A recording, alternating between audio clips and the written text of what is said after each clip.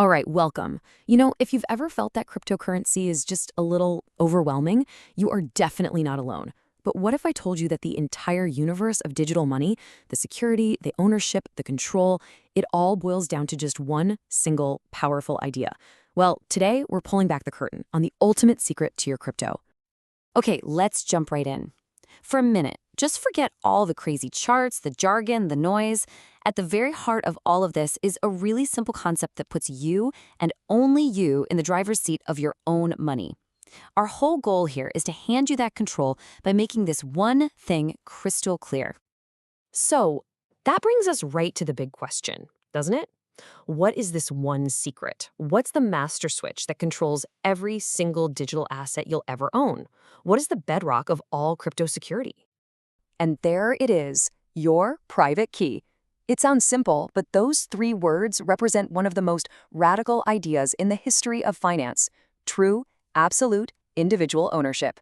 This right here, this is the hero of our story today. So let's get down to basics. In this first part, we're going to break down exactly what a private key is, and more importantly, why it's not just some random feature. Honestly, it's everything. At its most basic level, a private key is exactly what it sounds like: a secret, super long cryptographic code. It is the digital proof that you and nobody else own your crypto. It's the thing that gives you the power to actually do anything with it, to send it, to trade it, or just to lock it down safely. The best way to get your head around this isn't to think about complex code. No, think of it in simple terms. It's the password to your bank account. It's the master key to a digital vault. It's your ATM PIN. It's the key to your house. If someone gets their hands on it, they get access to everything inside. It's that simple and that critical. Now, you really can't understand a private key without meeting its partner in crime, the public key. They're a pair. They work together, like two sides of the same coin, and they're what make crypto transactions both possible and secure. And here's the difference, and it's a big one. Think of your public key like your bank account number or your email address. You can share it with anyone, no problem. Its only job is to receive funds. But your private key, that's for sending money out. That's why it has to stay secret. And just look at that last row on the risk. If you lose your private key, it's not just an inconvenience. It's a total, irreversible loss of your crypto. The stakes just couldn't be higher. This brings us to what is probably the most famous, most important saying in this entire space. Say it with me. Not your keys, not your crypto. If you're using a platform or an exchange where you don't personally hold the private keys, you don't truly own your assets. You're just trusting someone else to hold them for you.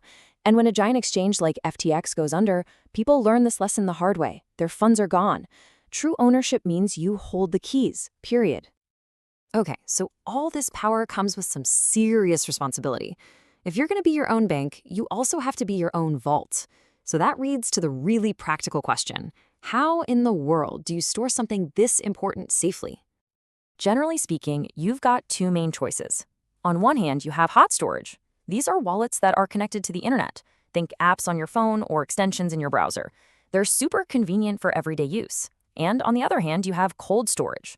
This means your keys are kept completely offline, totally disconnected from the internet. It's a classic trade-off, really. Do you want convenience or do you want fortress-like security? So when it comes to serious, long-term security, what's the best option? Well, the crypto world has a pretty clear consensus on this. For anyone holding a meaningful amount, the gold standard is, without a doubt, a hardware wallet. And here's exactly why they are so trusted. A hardware wallet is a small, physical device, kind of like a USB stick, that stores your private keys completely offline. That makes it basically immune to computer viruses or malware. So get this, even if your computer gets totally hacked, the thief has no way to access your keys. Why? Because they're not on the computer in the first place. They're safely locked away on your separate little device. Now, trusting your life savings to a tiny gadget, as secure as it is, probably brings up a pretty terrifying thought.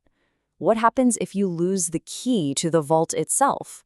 It's a scary question, but don't worry, the system has a brilliant safety net built right in. This is it. This is the number one fear for anyone taking control of their own assets. If this one little device holds my keys and it gets stolen, or I drop it in a lake, or my dog eats it, am I totally wiped out? Is everything just gone? And the answer, thankfully, is a resounding no, all thanks to this, the seed phrase. Some people call it a recovery phrase.